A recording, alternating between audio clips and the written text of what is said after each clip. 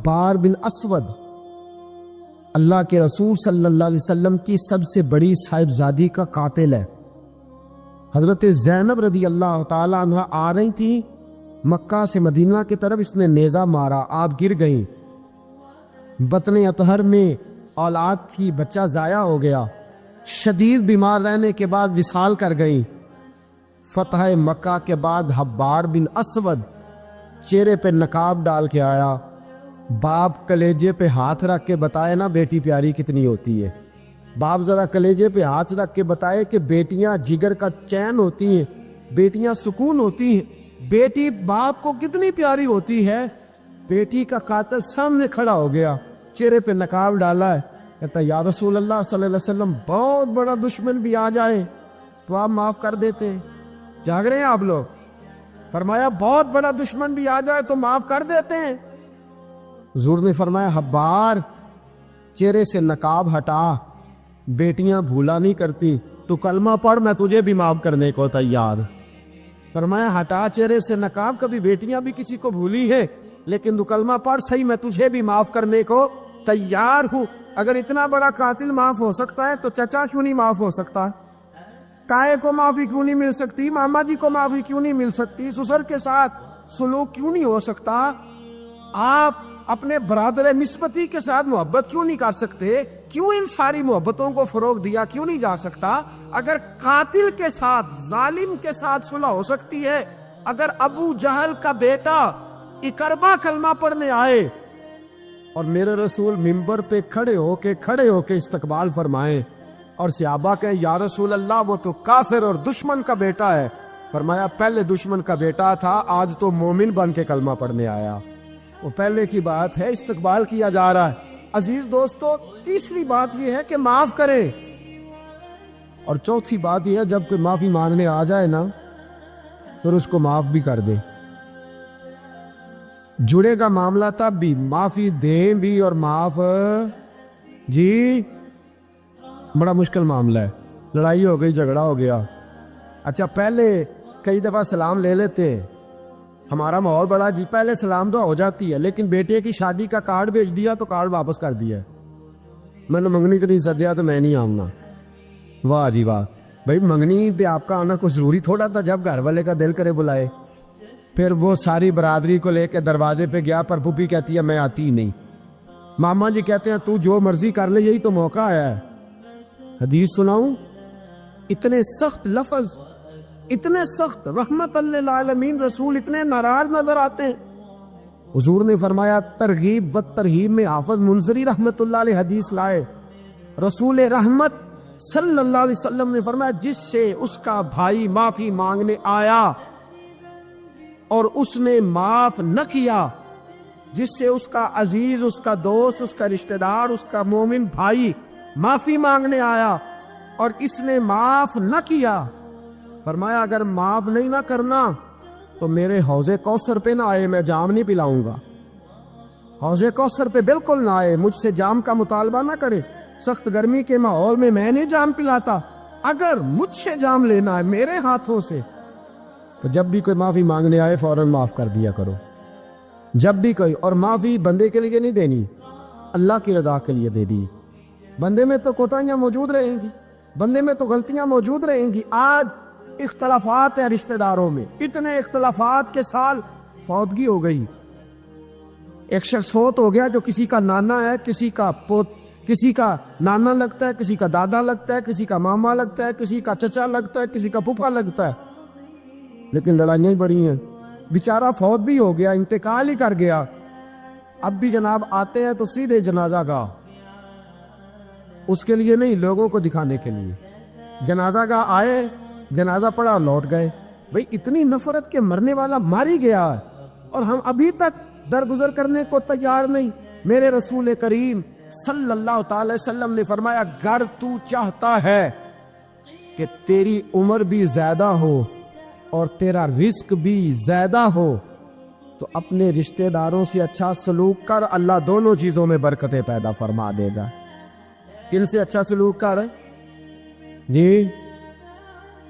یہ نہیں فرمایا وہ بھی جواب میں اچھا ہی کرے تو تب ہے۔ سب سے افضل صدقہ کون سا ہے غریب کو دینا، مسکین کو دینا، یتیم کو دینا، مدرسے کو دینا، مسجد کو دینا، سب سے افضل صدقہ۔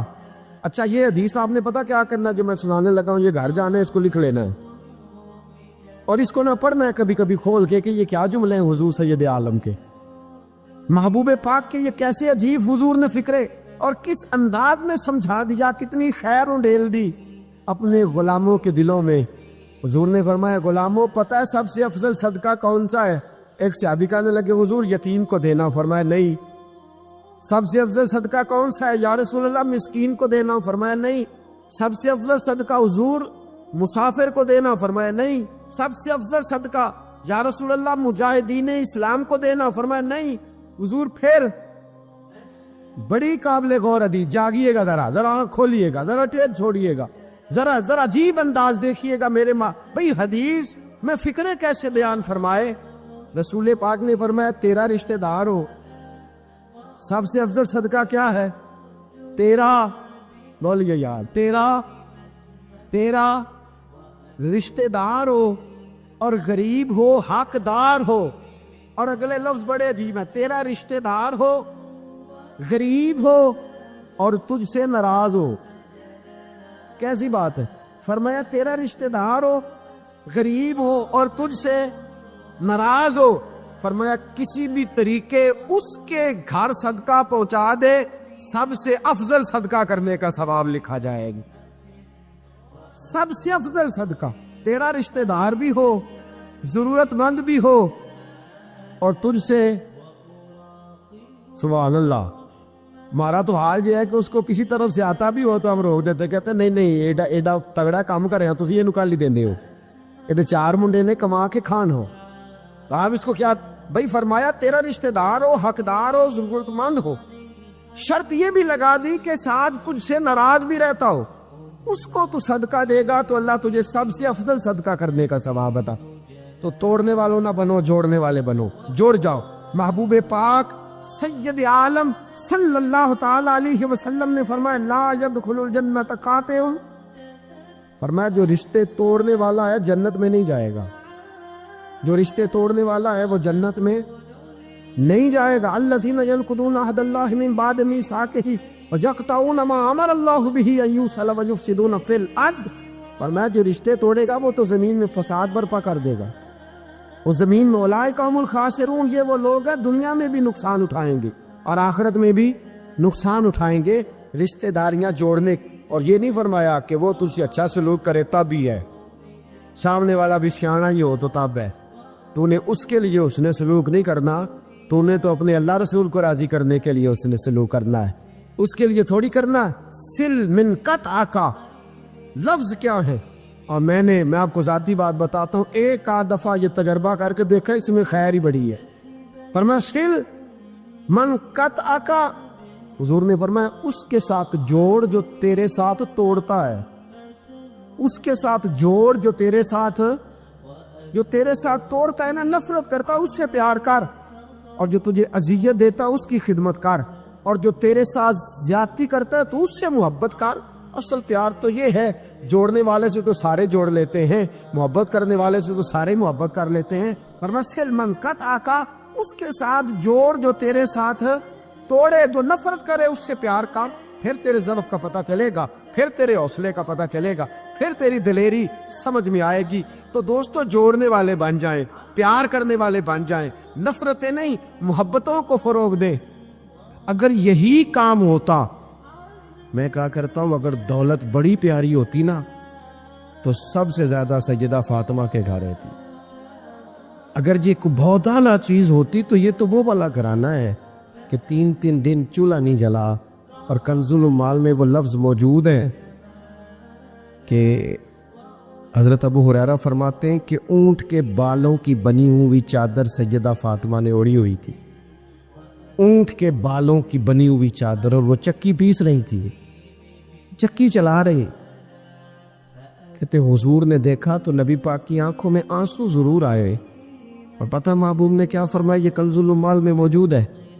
محبوب فرمانے لگے شہزادی دنیا میں تھوڑی سی تکلیف برداشت کرو، آخرت کی ساری عزت اللہ تمہیں ہی عطا فرما۔ سبحان اللہ۔ یہ تھوڑی دشواری ہے، یہاں ہر بندے کی بیٹی دکھی نہیں، جس کو بھی پوچھ لیں دکھی ہے، جس سے بھی پوچھ لیں حضرت جی دعا کرنا، پیر صاحب دعا کرنا، مفتی صاحب دعا کرنا، بزرگ کو دعا کرنا، کیوں جی بیٹی بڑی تکلیف میں، کیوں جی کہتے سسرال والے کام بڑا کراتے ہیں، چکی پیستی ہے، لیپا پوتی کرتی ہے، اس کے ہاتھوں میں چھالے پڑ جاتے ہیں۔ ایسا ہوتا ہے کہ ستو کبھی آ جائیں تو پھر سارا دن وہ ستوؤں پہ ہی گزر جائے، کبھی ایسا ہوتا ہے کہ 3 دن روزے رکھے جائیں اور ایک کھجور اور ایک پانی ملے افطار سحر کے وقت، یوں بھی کبھی وقت گزارا ہے۔ اور میرے عزیزوں یاد رکھنا، ہم نے جو مزاج اختیار کر لیا ہے نا اس وقت، یہ جو پوری دنیا میں گاڑیاں بھاگ رہی ہیں، ملک سے باہر لوگ جا رہے ہیں، دولتیں جمع ہو رہی ہیں، یہ ضروریات کا رٹا نہیں، یہ ضروریات نہیں، یہ خواہشات ہے۔ ضروریات تو پوری ہو رہی تھی، لیکن وہ جو خواہشات کی تکمیل تھی، وہ جو پڑوسیوں کی بڑی کار ہمیں پریشان کر رہی تھی، وہ جو گھر کے سامنے ایک پلاٹ تھا اور دل کر رہا تھا حویلی نہ بنا لوں، وہ جو ٹینشنیں تھی، انہوں نے بہت بھگایا، لوگوں تھکا دیا۔ نظریاتی زندگی، اور نظریاتی زندگی میں کچھ کرنے کا عہد، کچھ ارادہ کیا جائے کچھ کام کرنے کا۔ دیکھو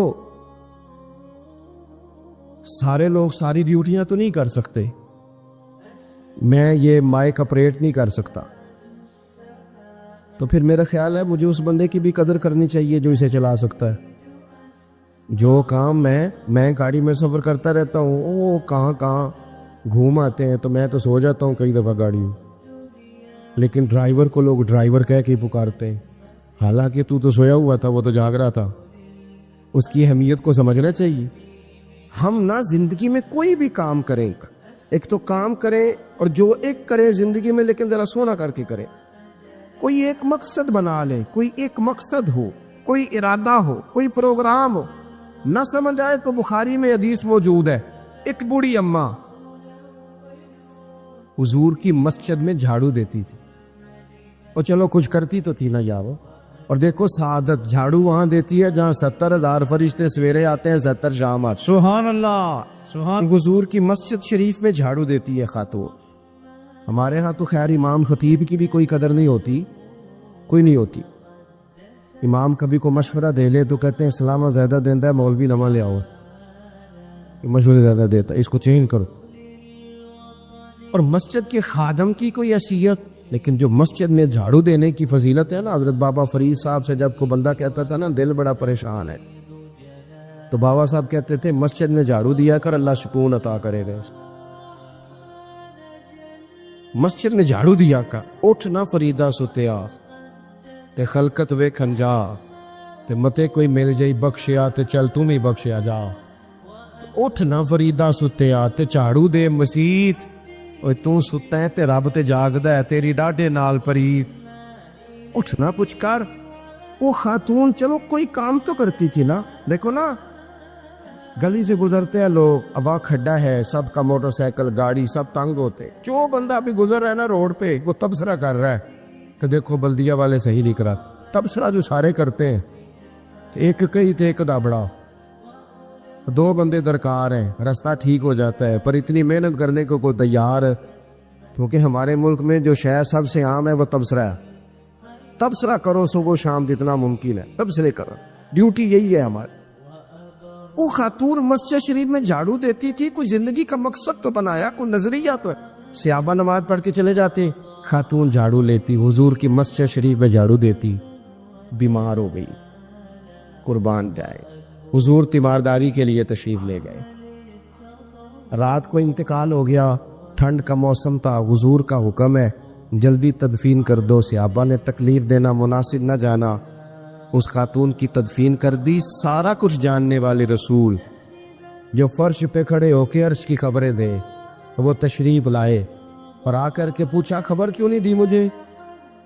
اس بوڑھی کے جنازے کی کوئی کام تو کرتی تھی نا، کوئی ڈیوٹی تو کی نا، خبر کیوں نہیں دی؟ ویسے تو وارث جنازہ پڑھ دے تو دوسرا جنازہ جائز نہیں ہو، وارثوں نے نہ پڑھا ہو تو دوسرا جنازہ پڑھا جا سکتا ہے، حضور تو خود وارث ہے نا ساری امت کے. ہائے ہائے بے شک. تو رسول کریم قبر پہ کھڑے ہو کے فرمانے لگے صفے بناؤ میں دوبارہ جنازہ پڑھاؤں گا. سبحان اللہ. میں دوبارہ جنازہ پڑھاؤں گا. کیوں؟ زندگی میں کوئی خدمات تو ہے نا, کوئی ڈیوٹی تو ہے نا. پہلے تو ہم کچھ کرتے نہیں, اور اگر کرتے بھی ہیں تو صرف دوسروں کا دھیان ہی رکھتے ہیں. دوسروں پر توجہ ہوتی ہے کہ فلانا فلانا. بھئی آپ اپنا کام کریں, کچھ زندگی میں کر گزریں, کوئی ڈیوٹی کریں. اگر زندگی نظریاتی ہوگی, دیکھو ڈھیر سارے لوگ ہوتے ہیں, نام میرا ہی شاید آئے گا کہ مدرسہ انہوں نے بنایا ہے, مسجد انہوں نے بنائی, میرا ہی نام آئے گا اگر کہیں میں بناؤں گا. لیکن زمین دینے والے کا بھی ایک کردار ہوتا ہے, اس میں نقشہ نویس کا بھی ایک کردار ہوتا ہے, اس میں ایک اینٹ خرچ کرنے والے کا بھی کردار ہوتا ہے. پھر وہ کام ختم نہیں ہوتا. سریا وہ لینٹر ڈالنے والے جو ہوتے ہیں, ان میں جو سریا باندھنے والا ہے وہ بھی ایک قیمتی کردار رکھتا ہے. پھر کہتے ہیں الیکٹریشین کو بھی بلاؤ. پھر یہاں بھی کام ختم نہیں ہوتا. پھر اور اس کے گرد ڈھیر سارے لوازمات ہیں. جو بندہ جو کردار ادا کر, عالم اگر کتاب لکھ بھی دے تو ہو سکتا ہے کتابت نہ کر سکے, اور اگر کاتب بھی ہو تو ہو سکتا ہے اسے پبلش نہ کر سکے. تو یہ کچھ نہ کچھ خدمات, کچھ نہ کچھ ڈیوٹیاں. حضرت مولا علی شیر خدا نے چھوٹی عمر میں کہا تھا یا رسول اللہ دین کی مدد بھی کروں گا, آپ کی حفاظت بھی کروں گا. 63 سال عمر پائی اور ہر میدان میں اگلی صفوں میں, ہر میدان میں اگلی صفوں میں, ہر میدان میں اگلی. حضور سے وعدہ کیا تھا یا رسول اللہ ڈیوٹی کریں گے, خدمت کریں گے. ہمارے ہاں یہاں تو منصوبہ بندی ہو رہی ہے. امام غزالی سے آ کے کسی نے کہا حضور کو بندہ مخلص ملتا ہی نہیں, یہ بھی غلط ہو گیا, وہ بھی غلط ہو گیا. تو امام صاحب فرمانے لگے چل تو ہی مخلص ہو جا, تیری شکل میں تو کچھ لوگوں کو مخلص بندہ مل جائے, کچھ کر تو صحیح نا, صرف تبصرے. حضرت مولا کائنات نے عمر مبارک ساری دین کی خدمت میں لگائی. تو جب 63 سال کی عمر میں خنجر لگانا تو لوگ تو کہتے ہیں نا میرے پتر کا دھیان رکھنا اور میرے بچوں کا خیال کرنا اور فلانی ڈیوٹی کرنا. تو جب خنجر لگا تو حضرت علی کیا کہہ رہے تھے؟ فرما رہے تھے مجھے کعبے کے رب کی قسم علی تو کامیاب ہو گیا ہے. یہ دیکھو پانی پرن سہیلیاں تے رنگا رنگ کھڑے تے پریا تے اس تا جانی ہے نا جس تا توڑ چڑھے. فرمایا دیکھو میں نے کوئی ارادہ کیا تھا, آج میں کامیاب ہوا. تو نظریاتی زندگی ہوتی ہے نا, نظریاتی. پھر بندہ تھوڑی سی تکلیف بھی سہ لیتا ہے. کوئی کام کر رہا ہے نا بندہ, صحیح بخاری میں حدیث ہے, ایک خاتون نے آ کے عرض کیا تھا یا رسول اللہ صلی اللہ علیہ وسلم مجھے مرغی کا مرض ہے. بڑی تکلیف میں ہوں. اللہ کے محبوب علیہ السلام سب کے لیے دعا کرتے, بلکہ حضور تو دستے شفا پھیرتے تو اللہ کرم فرما دیتا. لیکن نبی پاک صلی اللہ علیہ وسلم کی خدمت میں عرض کی یا رسول اللہ صلی اللہ علیہ وسلم مرغی ہے. تو آج حضور نے انوکھی بات کی. وہ پیچھے صاحبزادہ بشیر صاحب تشریف لائیں, آگے تشریف لے آئے. نبی پاک صلی اللہ علیہ وسلم نے نا جی آج نظریہ سمجھایا. توجہ ہے آپ دوستوں کی میری بات پر. حضور فرمانے لگے اگر تو کہے تو میں دعا کرتا ہوں اللہ شفا دے دے گا, اور اگر تو کرے صبر. معنی کیا ہے؟ مرغی کے ساتھ ہی گزارا کرے. اگر کرے صبر تو پھر میرا وعدہ ہے رب جنت عطا کرے گا. ویسے ہم پیر صاحب کے پاس, سید صاحب کے پاس, بزرگوں کے پاس جائیں, پیر صاحب ہمیں کہیں کہ گوڑا ٹھیک کرانا ہے درد کے یا جنت چاہیے, ساڑا کی جواب ہے اے گوڑے دا کچھ کرو نا جی, اس فون نہیں دینا, یہی جواب ہے نا. لیکن نظریاتی لوگ نظریاتی ہوتے ہیں. نبی پاک صلی اللہ علیہ وسلم نے فرمایا کہ تو بتا, اگر تو کہے تو دعا کرتا ہوں اللہ شفا دے دے گا, اور اگر صبر کرے تو پھر تیرے لیے جنت ہے. اس خاتون نے 1 منٹ نہیں لگایا سوچنے پہ, یہ نظریاتی لوگ ہوتے. عرض کی یا رسول اللہ آپ دعا کر دے رب مجھے جنت ہی عطا کرے.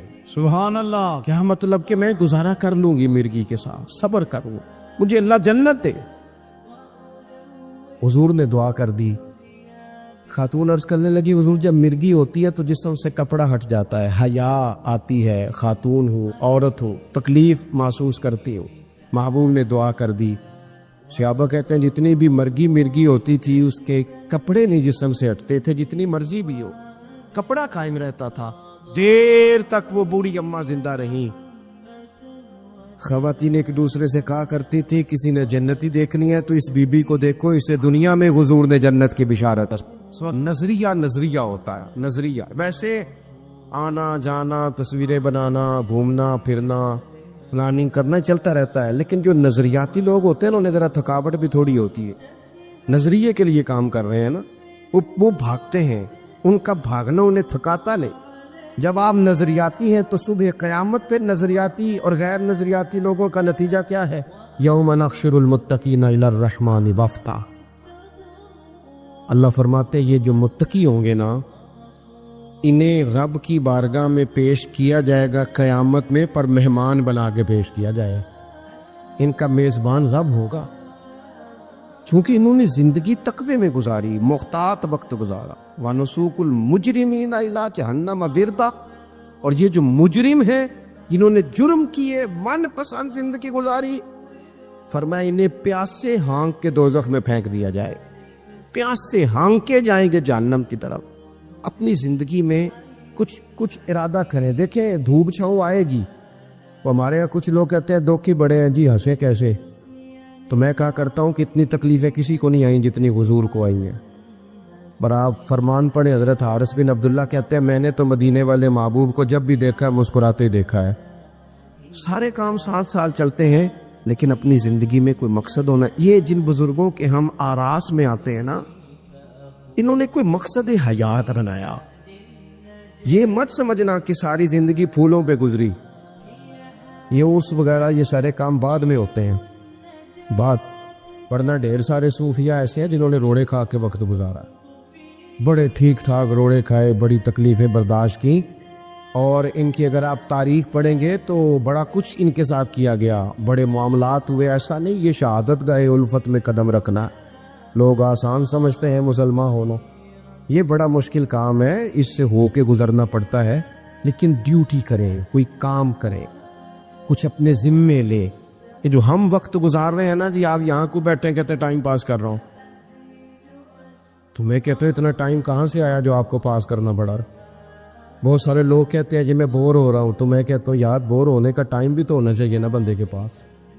آپ کے پاس ٹائم زیادہ ہے اس لیے بور ہو رہے ہیں، ہمیں تو ٹائم ہی نہیں ملتا بور ہونے کا۔ تو جب کوئی کام کرنا ہے آپ نے، جب آگے بڑھنا ہے، کچھ مقاصد حسنہ حاصل کرنے، کچھ امور خیر سر انجام دینے، پھر زندگی میں ان کو طے کریں اور ان پر کام شروع کر دیں۔ رکھا حضرت فاطمہ کی بھی 6 اولادیں با اختلاف روایات بیان کی گئی ہیں، 3 بیٹے تھے اور 3 بیٹیاں تھیں۔ 3 بیٹے تھے، امام حسن، امام حسین اور امام محسن۔ امام محسن کا جلدی انتقال ہو گیا چھوٹی عمر میں، اس لیے زیادہ تذکرہ نہیں۔ باقی 2 شہزادیاں بھی ذرا جلدی رخصت ہو گئی، جناب زینب موجود رہیں، کربلا تک گئی، اس لیے ان کا تذکرہ زیادہ کتابوں میں ملتا ہے۔ حضرت فاطمہ سب سے چھوٹی تھی، نبی پاک کے ساتھ وقت گزارا، قرآن مجید نے اس گھر کی محبت ہم پر فرض قرار دے دی۔ لا اسألکم علیہ اجرا الا المودۃ فی القربى، فرمایا محبوب ان سے کہہ دو کہ میں تبلیغ پر تم سے کوئی اجر نہیں مانگتا، ہاں میرے اہل بیت سے پیار کرتے رہنا، میرے گھر والوں سے پیار کرتے رہنا۔ اور حضور نے فرمایا الفاطمہ تو بدعۃ منی، فرمایا فاطمہ میرے جگر کا ٹکڑا ہے، جس نے میری بیٹی فاطمہ سے پیار کیا اس نے مجھ سے پیار کیا۔ اور یہ بخاری مسلم ہے، مشکات ہے، فرمایا جس نے میری بیٹی سے بغض رکھا اس نے مجھ سے بغض رکھا۔ کل نمازیں پڑھے نا، بالغ ہونے سے لے کر کل نمازیں، بالغ ہونے سے لے کر کل نمازیں پڑھے۔ لو بڑی بات کرنے لگا، اور بالغ ہونے سے لے کر کوئی نماز قضا نہ کرے، اور جب ہر سال بالغ ہونے کے بعد حج آئے تو حج بھی کرے، ہر سال رمضان آئے تو روزے بھی رکھے، ہر سال زکوٰۃ بھی دے، غریبوں کی مدد بھی کرے، میٹھا بھی بولے، خلوص بھی رکھے، رویے بھی ٹھیک رکھے، پر نبی پاک کے اہل بیت سے پیار نہ کرے، تو ان ساری نیکیوں کے باوجود جب مرے گا تو بے ایمان مرے گا، بے ایمان مرے گا، بے ایمان۔ اور اگر اہل بیت نبوت کے ایمان پر مرے گا تو من مات علی حب آل محمدن مات شہیدا۔ حضور نے فرمایا، امام رازی نے حدیث لکھی ہے، فرمایا جو میرے گھر والوں سے محبت کرتا ہوا مر گیا وہ سادی موت نہیں مرا، اللہ نے اسے شہادت کا درجہ عطا فرمایا ہے۔ تو سب سے پہلی بات یہ کہ حضرت فاطمہ سے، نبی پاک کے اہل بیت سے پیار کرنا، یہ ایمان کا حصہ ہے۔ یہ ضروری ہے. ایک بات یہ ہے کہ ان سے محبت، اور دوسری بات یہ ہے کہ کسی کی محبت جو ہوتی ہے نا، اس کا معنی یہ نہیں کہ آپ کو کسی سے پیار ہو گیا تو آپ اس کے دشمن تلاش کرنے شروع کر دیں، بلکہ جس سے محبت ہوتی ہے تو محب کا دل کرتا ہے کہ میرے محبوب سے ساری دنیا ہی پیار کرے. اب عجیب فلسفہ ہے نا لوگوں کا، اہل بیت سے پیار کرتے ہیں تو سب سے پہلے اہل بیت کا دشمن تلاش کرتے ہیں، اور سب سے پہلے اہل بیت کے دشمنوں پہ گفتگو کرتے ہیں. تو میں کہتا ہوں بڑے بیوقوف ہو، دشمن نہ تلاش کرو، غلام تلاش کرو، پیارے تلاش کرو ان کے. یہ غلط ہے تمہارا انداز فکر. تو جناب فاطمہ الزہرا سے حضور نے بڑی محبت کی. حضرت خدیجہ الکبریٰ رضی اللہ تعالیٰ عنہ فرماتی ہیں کہ بڑا پیار کیا نبی پاک علیہ السلام نے حضرت فاطمہ سے. چھوٹی تھی نا. ادھر حضرت عائشہ صدیقہ کہتی ہیں کہ نبی پاک نے بڑی محبت فرمائی. مشکات میں حدیث ہے، کسی نے حضرت فاطمہ الزہرا حضرت عائشہ صدیقہ سے پوچھا، سچے باپ کی سچی بیٹی، صدیق کی بیٹی صدیقہ. کسی نے پوچھا کہ عائشہ حضور علیہ السلام کو سب سے زیادہ محبت کس سے تھی؟ تو حضرت عائشہ فرمانے لگی پوچھنے والی بات ہی کوئی نہیں، حضور سب سے زیادہ سیدہ فاطمہ سے پیار کرتے تھے.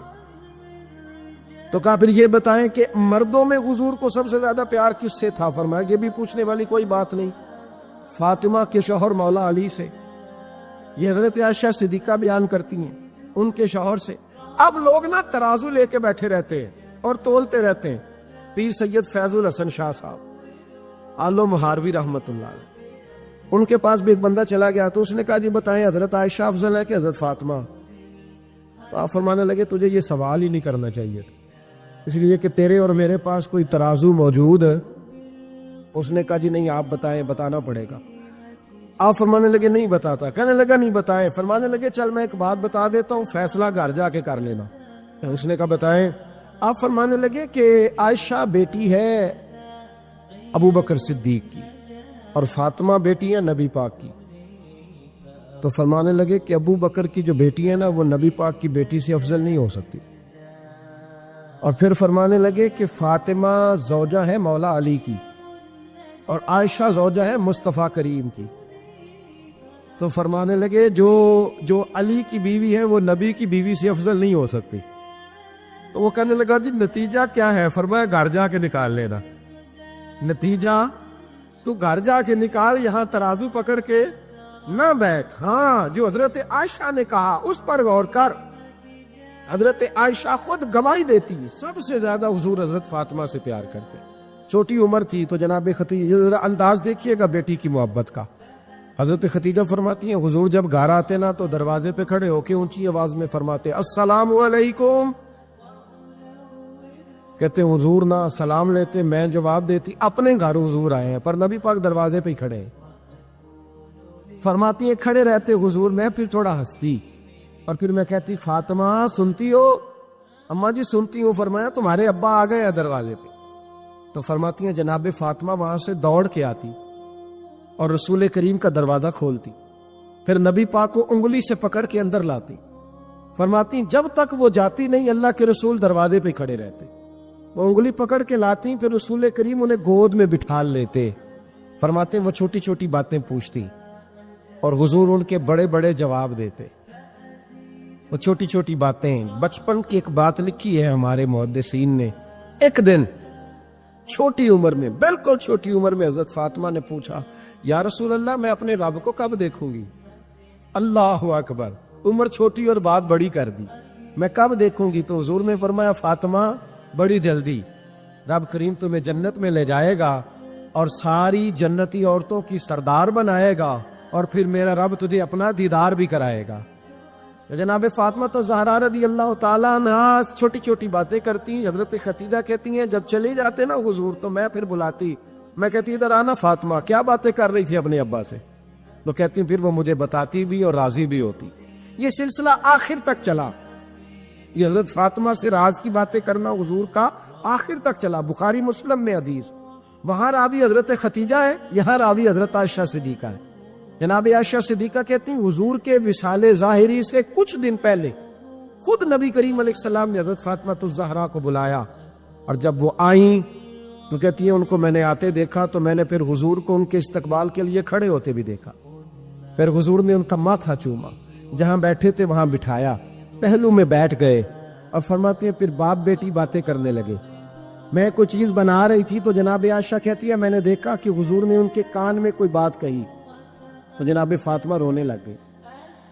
پھر حضور نے کان میں کچھ کہا تو وہ مسکرانے لگی. کہتی ہے حضور وہ بات کر کے تشریف لے گئے, فاطمہ بھی بیٹھی تھی. میں آئی, میں نے آ کے کہا کہ فاطمہ بتاؤ نبی کریم علیہ الصلوۃ والسلام نے آپ سے کیا کہا؟ کبھی ہنستی تھی کبھی روتی تھی. تو فرمایا حضور نے منع کیا ہے, یہ میرا اور میرے نبی کا راز ہے, میں حضور کی حیات ظاہرہ میں یہ بات کسی کو بتا نہیں سکتی. فرماتی ہے کہ فاطمہ سے تو میں نے پوچھ لیا پر حضور سے پوچھنے کی تو جرت ہی نہیں دی نا, لیکن وہ راز کی بات تھی. کچھ دن گزرے تو حضور بیمار ہو گئے, پھر کچھ دن گزرے تو حضور کا وصال ہو گیا. فرماتے کچھ عرصے کے بعد میں سیدہ فاطمہ الزہرا سے ملی تو میں نے کہا فاطمہ وہ بید کھول تو دے, آج تو کھول دے وہ راز کیا تھا. آپ کو بلایا گیا, پھر آپ آئیں, پھر حضور نے بات کی, پھر نبی کریم علیہ السلام کے بات کرنے پر کبھی آپ روئی کبھی آپ ہنسی, تو یہ کیا تھا؟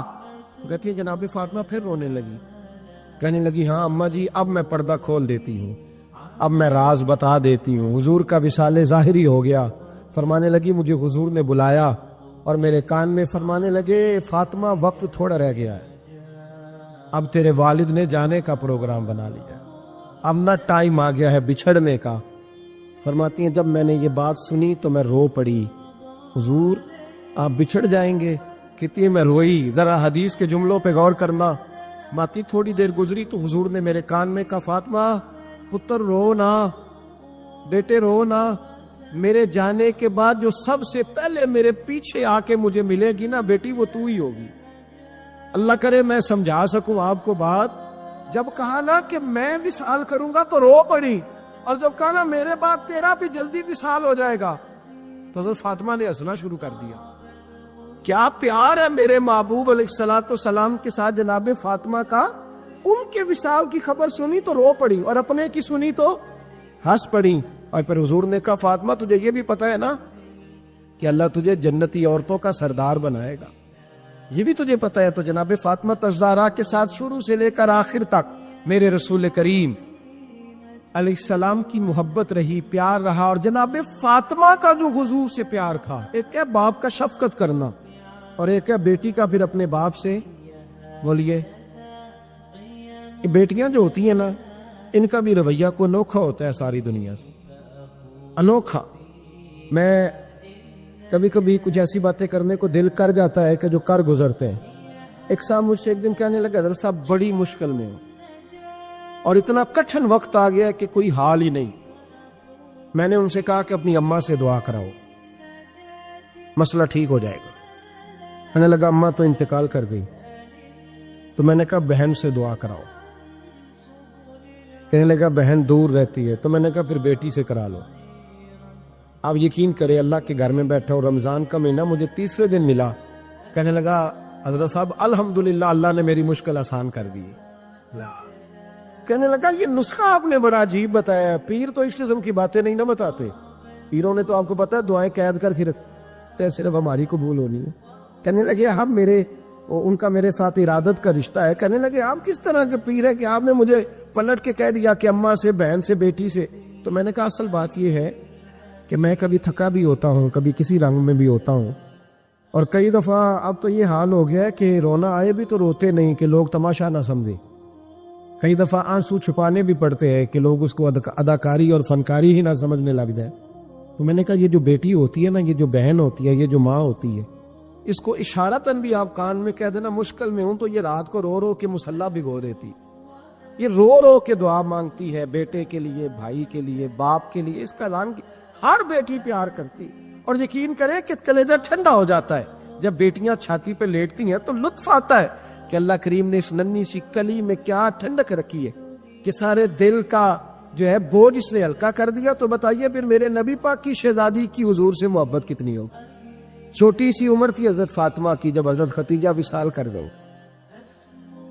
تو کسی نے کہا فاطمہ سب سے پہلے گھر سے کب نکلنا ہوا؟ تو بخاری مسلم میں حدیث ہے, اللہ کے نبی نا بیت اللہ شریف کے سامنے سجدے میں تھے تو ابو جہل کو شرارت سوجھی. شرارت اس نے کچھ لوگوں سے کہا، عقبہ بن ابی معیط تھا، کچھ اور لوگ تھے، کہنے لگا میں ابھی رستے سے گزرا ہوں تو وہاں کسی نے اونٹ ذبح کیا ہے، تو اونٹ کی اوجڑی، آپ نے اوجڑی دیکھی ہے نا، جانور کی اوجڑی بڑی وزنی ہوتی ہے، اس میں گندگی ہوتی، اونٹ کی اوجڑی بڑی وزنی ہوتی تھی، کہنے لگا وہاں اونٹ کی اوجڑی پڑی ہے، وہ دیکھو نبی پاک معاذ اللہ سجدے میں ہے، تو معاذ اللہ ثم معاذ اللہ وہ اونٹ کی اوجڑی اٹھاؤ حضور کی گردن پہ رکھ دو۔ تھوڑا سا مشکل سے جمعہ پڑھنا پڑ جائے نا، اور تھوڑا سا مشکل سے پڑھانا پڑ جائے تو ہم دین کے بہت بڑے خدمت گزار بن جاتے ہیں۔ یہ دیکھو سجدے کتنی مشکل سے ہو رہے ہیں، یہ دیکھو سجدے کتنی مشکل سے ہو رہے ہیں، کتنی مشکل سے حضور کے سر انور پر اوجڑی رکھ دی۔ یہ وہ وقت ہے کہ نہ تو چچا ابو طالب ہیں جو پہنچ جاتے ہیں، نہ جناب ختیجہ ہے جو بندوبست کرتی، تو کسی نے نہ جناب ختیجہ کے دروازے کے سامنے منہ کر کے کہا کہ محبوب کے گھر والوں حضور کے سر اقدس پر اوجڑی رکھ دی ہے کسی نے، اور حضور سر اقدس اٹھاتے ہیں تو تکلیف محسوس کرتے ہیں۔ جناب فاطمہ کہتی پہلا دیہڑا تھا جب میں چہرے پہ کپڑا ڈال کے نہ تو اپنے بابا کے لیے نکلی، فرماتی پہلا دن تھا، میں حرم کعبہ میں پہنچی، حضور کو سجدے میں دیکھا تو چھوٹے چھوٹے ہاتھوں سے میں نے اوجڑی نیچے گرائی، حضور بولے کچھ نہیں، نہ میں نے کوئی بات کی، میں نے حضور کی انگلی کو تھاما اور میں کنویں پہ لے آئی، حضور بھی نہیں بولے، جناب سیدہ فرماتی میں میری بولی، حضور بیٹھ گئے اور میں کنویں سے پانی نکالنے لگی، میں حضور کی زلفیں دھوتی جاتی اور حضور روتے جاتے، زلفیں دھوتی جاتی اور حضور روتے جاتے۔ پھر حضرت فاطمہ نے جب حضور کی زلفیں دھو لی تو ہاتھ اٹھائے، کہا اے اللہ یہ جنہوں نے میرے بابا کو تکلیف دی ہے نا ان کو برباد کر دے۔ میں رات روایت پڑھ رہا تھا مشکات سے تو میں حیران ہو رہا تھا کہ یہ عجیب منظر ہے، یہ عجیب منظر ہے کہ جب طائف والے پتھر مارے اور نبی کریم علیہ السلام سے حضرت زید بن حارثہ کہ حضور دعا کریں یہ تباہ ہو جائے، تو نبی پاک کہ نہیں زید میں نے نہیں ان کے لیے تباہی کی دعا کرنی، یہ نہیں ٹھیک ہوتے تو ہو سکتا ہے ان کی نسلیں ٹھیک ہو جائیں۔ اور جب احد میں وہ لوگ پتھر مار کے دانت شہید کر دیں، حضرت ابوبکر صدیق جیسی ٹھنڈی طبیعت کا آدمی عرض کرے حضور دعا کریں یہ تباہ ہو جائیں، تو حضور نے فرمایا اللہم اہد قومی فإنہم لا یعلمون، یا اللہ میری قوم کو ہدایت دے، یہ جانتے نہیں یہ کیا کر رہے ہیں۔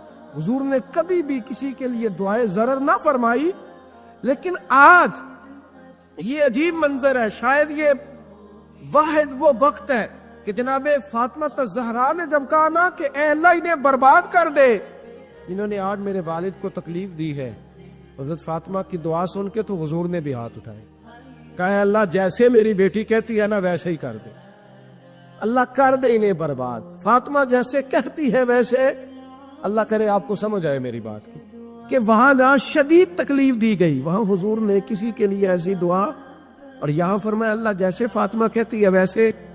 اللہ اکبر۔ حضرت عبداللہ ابن مسعود کہتے ہیں کہ وہ دعا بھی میں نے سنی، اور پھر میں نے ان سب لوگوں کو جن کے لیے جناب سیدہ نے دعا کی تھی ان سب کو پھر میں نے بدر میں کٹتے ہوئے بھی دیکھا، میں نے ان کی لاشوں پر گھوڑے چلتے ہوئے بھی دیکھے، پھر میں نے دیکھا کہ صحابہ انہیں گھسیٹ کر کنووں میں ڈال رہے تھے، میں غور سے دیکھ رہا تھا اور ان کے چہرے پہچان رہا تھا، تو مجھ سے کسی نے کہا عبداللہ تم کیا غور کر رہے ہو؟ تو میں نے کہا میں غور کر رہا ہوں یہ وہی ہیں سارے جن کے لیے سیدہ فاطمہ نے دعا کی تھی کہ یہ برباد ہو جائے، یہ وہی ہے میرے رسول کریم علیہ السلام کی ہر تکلیف کو جناب فاطمہ نے اپنی تکلیف سمجھا، ہر تکلیف کو۔ جب انسان کے دائیں بائیں کچھ لوگ ہوتے ہیں نا اس کے دکھ بھی سمجھنے والے، سکھ سمجھنے والے لوگوں کی تعداد لمبی چوڑی ہوتی ہے۔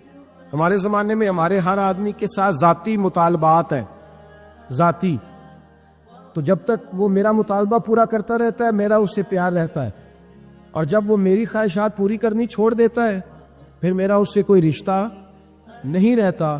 میرے عزیز حضرت فاطمہ الزہرا کا کمال یہ ہے کہ انہوں نے میرے محبوب کا دکھوں میں ساتھ دیا، حضور کی تکلیف پر وہ تکلیف میں آتی، پریشان ہوتی۔ یہاں سے بات چلی 4-5 سال عمر مبارک تھی، حضرت فاطمہ کی کل عمر 29 سال ہوئی ہے، 15 سال یا کچھ زیادہ آپ کی عمر تھی جب حضور نے بیاہ کر دیا تھا۔ ہم لوگ سمجھتے ہیں کہ شاید اب آپ 30 سال کے بچے کو کھڑا کر کے کہیں کہ دین کی کوئی بات کر، کوئی تکلیف برداشت کر، تو کہتے ہوں میں تو ابھی بچہ ہوں، یعنی 29 سال کی عمر ہوئی ان کی. چلیں جس نے زیادہ لکھی ہے اس نے 32-33 لکھ دی ہوگی, 40 تک کوئی بندہ نہیں گیا. لیکن میں جس روایت پر زیادہ اعتماد کرتا ہوں ان راویوں نے 29 سال عمر حضرت فاطمہ کی اور ڈھیر سارے محدثین نے لکھی. یارو حیرانگی کی بات ہے نا, اس 29 سال کی عمر میں انہوں نے حضور کا بھی کھول کے ساتھ دیا, مولا علی کا گھر بھی پورا آباد کیا, اپنے شہزادوں کی تربیت کر کے میدان کربلا بھی سارا سجا دیا, دنیا کا انقلاب برپا کر دیا 29 سال کی عمر میں. کام کرنا ہو تو سال تھوڑے بھی بڑے ہوتے, اور نہ کرنا ہو تو پھر تو 80 سال کے بچے بھی میں نے دیکھے ہیں. بزرگ مجھ سے ناراض نہ ہو جائیں, اللہ مجھے بے ادبی سے بچائے, میں صحیح کہہ رہا ہوں. میں نے 80 سال کے بچے بھی, آپ نے بڑے تب ہونا ہے جب آپ نے نفسیاتی طور پہ بڑے ہونا ہے, لیکن آپ کی عمر ہو گئی ہو 70 سال, لیکن تصویروں کی خواہش ابھی بھی نہ جاتی ہو. ابھی بھی پروگرام بنتا ہو کہ کوئی بندہ مل جائے تو بریانی کھانے جائے لاہور, ابھی بھی آپ اس سے نکلے نہ ہو اس کیفیت سے, ذوق شوق کبھی وہی ہو. اس کا مطلب یہ ہے کہ قد بڑا ہوا, عمر بڑی ہوئی, لیکن ذہنی اور نفسیاتی طور پر وہ پختگی نہیں آئی جس کی ضرورت تھی. ہمیں ذہنی طور پر پختہ ہونا چاہیے. میری بات پر توجہ کریں گے آپ حضرات اور غور کریں گے. نبی کریم علیہ السلام کی تکلیفوں میں انہوں نے ساتھ دیا. ایک تو یہ اوجری اتاری تو پھر یہ وقت بیتتا گیا. ایک حدیث کے راوی مولا علی شیر خدا ہے, امام زاہبی نے لکھی ہے. نبی پاک نے نا دین کے لیے بڑی مشقت کی, جد و جہد کی. حضرت فاطمہ چھوٹی عمر سے دیکھتی آ رہی تھی حضور کو کام کرتے. حضور کی عادت مبارکہ تھی جب سفر پہ تشریف لے جاتے تھے تو سب سے آخر میں سیدہ فاطمہ کے گھر جاتے, واپس آتے تو سب سے پہلے سیدہ فاطمہ کے گھر جاتے. مولا علی کہتے ایک دن میں نے عجیب نظارہ دیکھا. نبی کریم علیہ السلام سفر سے واپس آنے والے تھے. میں نے حضرت فاطمہ کو اطلاع دی کہ حضور آج پہنچ جائیں گے, تو انہوں نے گھر سارا صاف کیا, سجایا, سنوارا, کھانا پکایا.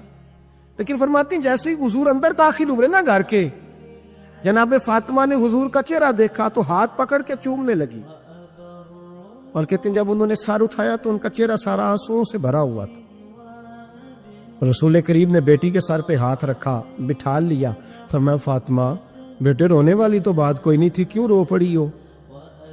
تو عرض کرنے لگی محبوبہ میں بچپن سے دیکھ رہی ہوں, محنت کرتے, جد و جہد کرتے, مشقت کرتے. یا رسول اللہ آج آپ آئے ہیں تو آپ کے چہرے پر تھکاوٹ کے آثار ہیں, حضور وجود تھکا ہوا ہے. یا رسول اللہ میں نے ساری زندگی آپ کو کام کرتے دیکھا ہے, مدینے والے حبیب مجھے بتا تو صحیح کام کب تک کرنا ہے؟ کو وقت آئے گا جب آپ کی کمر بھی بستر سے لگے, کو ٹائم آئے گا آپ گھر میں بیٹھیں, من پسند غذائیں کھائیں. حضور کب تک یہ جد و جہد کرنی ہے, کب تک یہ کام ہوگا؟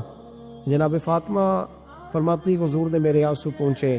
مولا کائنات شیر خدا فرماتے نبی کریم علیہ السلام فرمانے لگے فاطمہ تیرے باپ کی ڈیوٹیاں بڑی زیادہ ہیں, جب تک دنیا کے آخری کونے تک دین نہیں پہنچ جاتا, اور جب تک اینٹیں اور پتھر بھی میرے دین کا پیغام سن نہیں لیتے, اتنی دیر تک تیرا باپ جد و جہد کرتا ہی رہے گا. یہ بڑا مشکل کام ہے, یہ دین کا سفر, یہ دین کی جد و جہد, یہ دین کی تھکاوٹ. آپ اپنی مرضی نہیں کر پاتے, لوگ اپنی مرضی کے ساتھ جی نہیں پاتے جو اس رستے کے مسافر ہوتے ہیں. وہ دین کی پراپرٹی ہوتے ہیں, انہیں دین کے مطابق چلنا پڑتا ہے. تو جناب فاطمہ نے وہ سارے رنگ دیکھے رسول کریم علیہ السلام کی حیات مبارکہ کے. پھر یہ ساری کیفیت جب دیکھی نا کہ حضور اتنی محنت کرتے ہیں, تو پھر جناب فاطمہ کو میرے نبی کی امت سے پیار بڑا ہو گیا صلی اللہ ہو.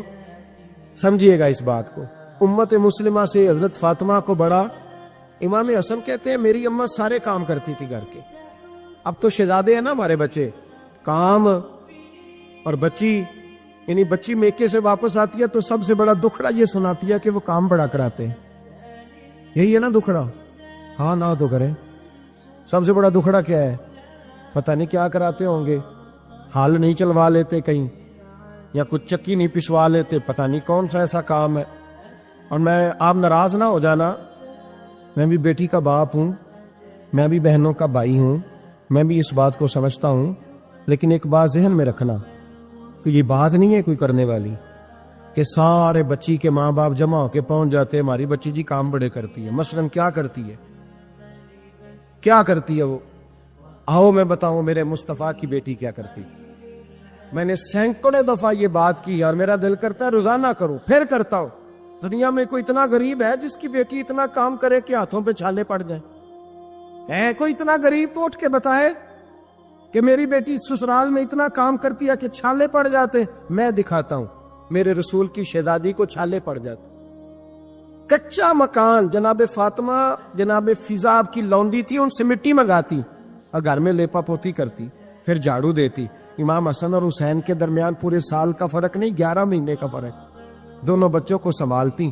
جناب علی کی والدہ حضرت فاطمہ بنت اسد بوڑھی تھی، جناب فاطمہ وہ کھول کے نوکری کرتی کہ حضرت فاطمہ بول پڑتی، حضرت فاطمہ بنت اسد بول پڑتی، کہتی بیٹے فاطمہ میرا اتنا نہ خیال رکھا کر، تیرے اپنے بھی بچے ہیں۔ جناب فاطمہ فرماتی آپ صرف علی کی ماں تو نہیں نا، آپ میری بھی تو ماں ہے نا۔ یہاں بیبیاں فلسفہ بیان کرتی ہیں، وہ کہتی ہیں جی کس حدیث میں آیا ہے ساس سسر کی خدمت فرض ہے؟ میں نے کہا کسی میں بھی نہیں آیا۔ ہم کیا کہہ رہے ہیں؟ کسی میں بھی نہیں آیا، لیکن یہ تو آیا ہے نا کہ شوہر راضی ہو تو اللہ راضی رہتا ہے۔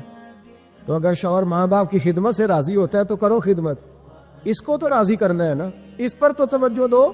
حضرت فاطمہ پھر چکی پیستی، چکی چکی، یہ آسان جملہ نہیں کہہ جاتے ہم، سن لیتے آپ۔ چکی پیس کر، جو پیس کر اس کا آٹا بنانا، پھر بچوں کے لیے کھانا پکانا۔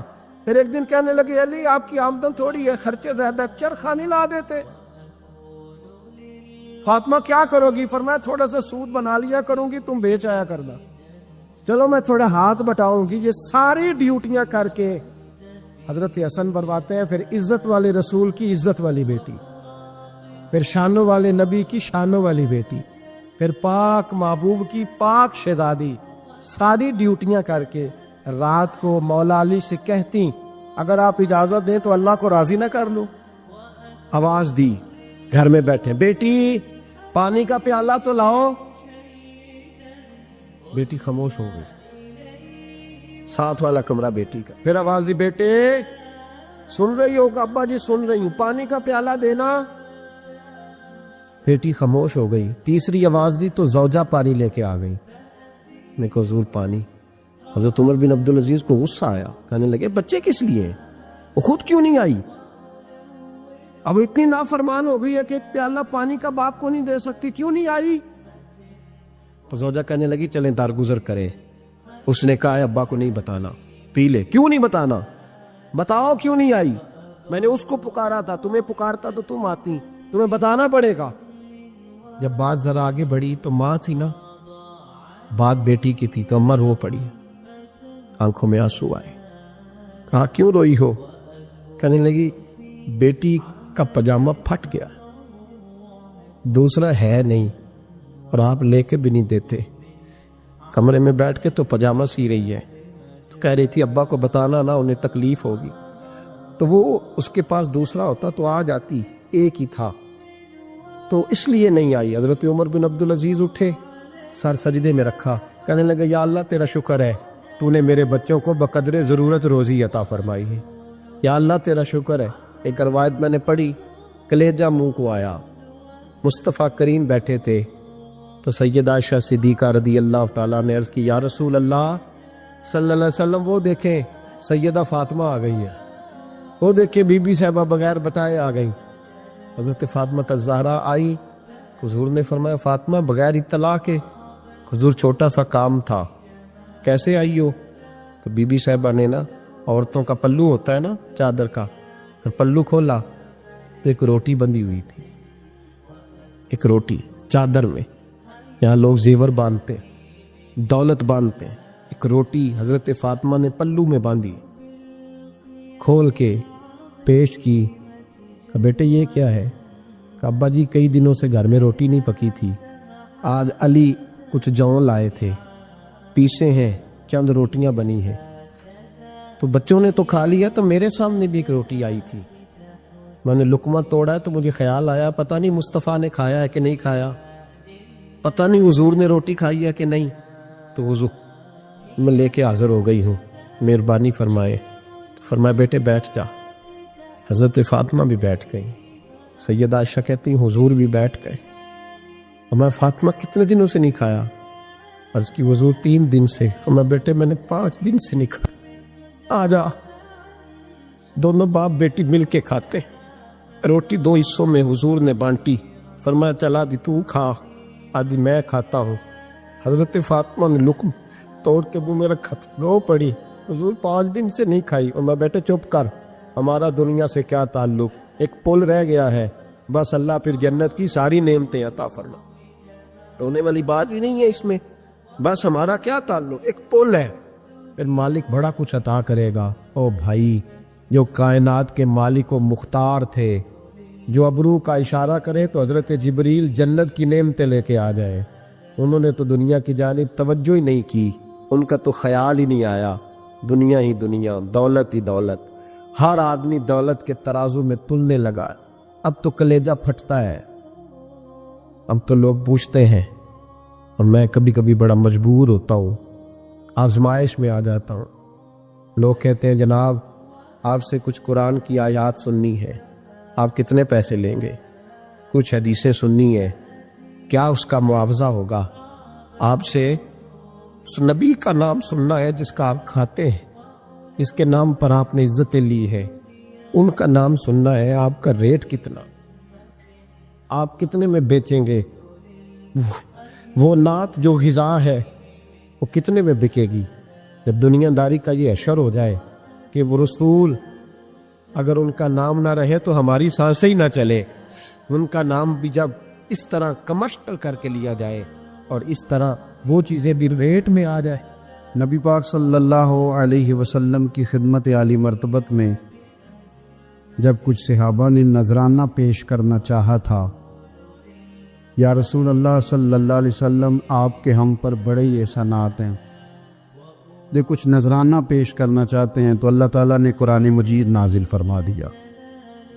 فرمایا قل لا اسألکم علیہ اجرا, اے محبوب علیہ السلام آپ فرما دیں کہ میں تبلیغ دین پر تم سے کوئی اجر نہیں مانگتا, الا المودۃ فی القربى, مگر میرے قریبیوں سے پیار کرتے رہنا. ان کی محبت ایمان ہے. ضروریات دین کا مسئلہ ہے کہ ان سے پیار کیا جائے.